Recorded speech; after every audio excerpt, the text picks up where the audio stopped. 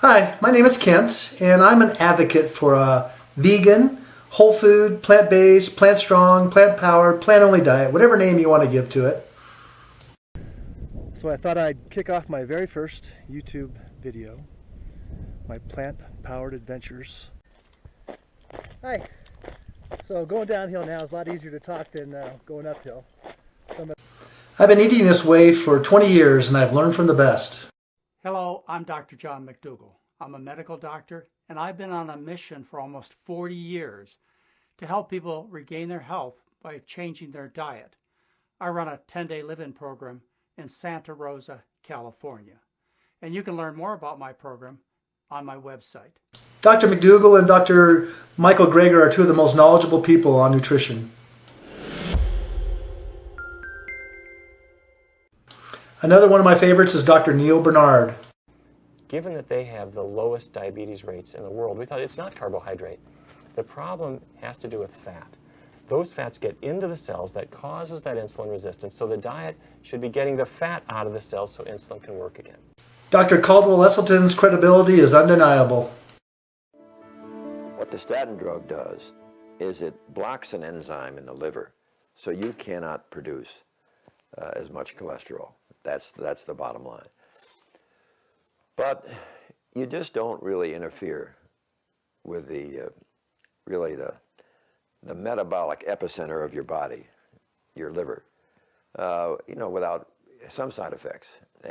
And Dr. T. Colin Campbell wrote the most famous book on nutrition, The China Study.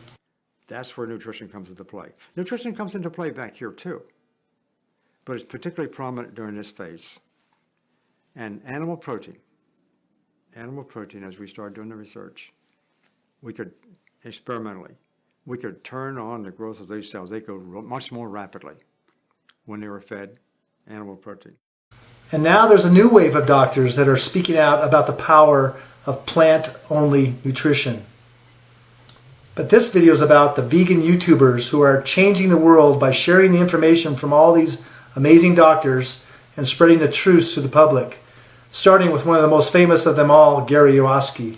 Absolutely, and we'll talk openly about God. I don't believe in organized religion, but I absolutely believe in God. I believe in the Garden of Vegan. The YouTubers I've gravitated to are humble and kind and share the message in a positive way. I got this feeling rising to the ceiling, singing, ooh, darling, you got me feeling. Hey you guys, it's Christina. Christina and the Happy Healthy Vegans are two of my favorites. Hey, this is Angie. And I'm Ryan. And we are Happy Healthy Vegan. And then there's Mike, who brings science to the table with a lot of humor. I'm Mike, and today, erectile dysfunction. One of the earlier advocates for this lifestyle is Rip Esselstyn. My name is Rip Esselstyn. I'm a former professional triathlete and a former firefighter for the Austin Fire Department. And for the last 23 years, I have eaten a plant-based diet to fuel me as an athlete, as a firefighter, and as a man. One of my favorites, though, of all the YouTubers is Timothy Sheaf, free runner.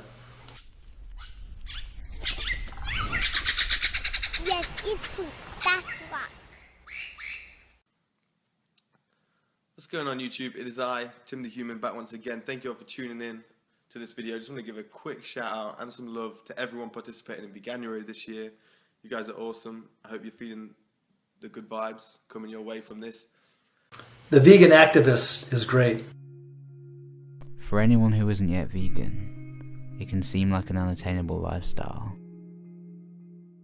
We've been raised to eat animals, and most of us have become addicted to their taste. Then there's this beautiful family on Maui who educate people how to eat this way with children. Hello.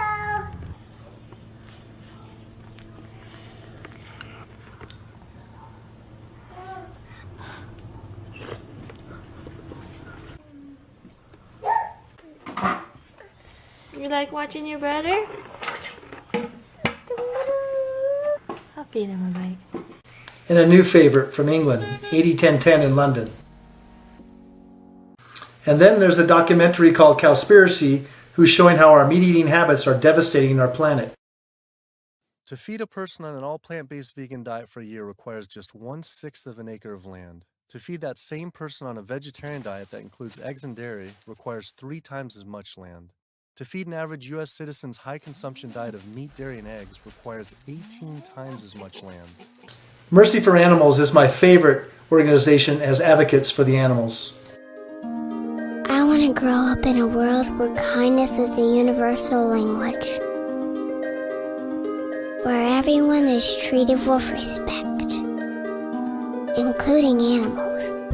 If you've never seen Philip Wallins' debate on why animals need to be off the menu, Google it now. Late at night on the cliffs, asks the blind Earl of Gloucester, "How do you see the world?" And the blind man Gloucester replies, "I see it feelingly. And shouldn't we all? Animals must be off the menu because tonight they are screaming in terror in the slaughterhouses, in crates and in cages. Vile, ignoble gulags of despair." Dr. Melanie Joy asks the question, why do we love dogs but eat pigs and wear cows?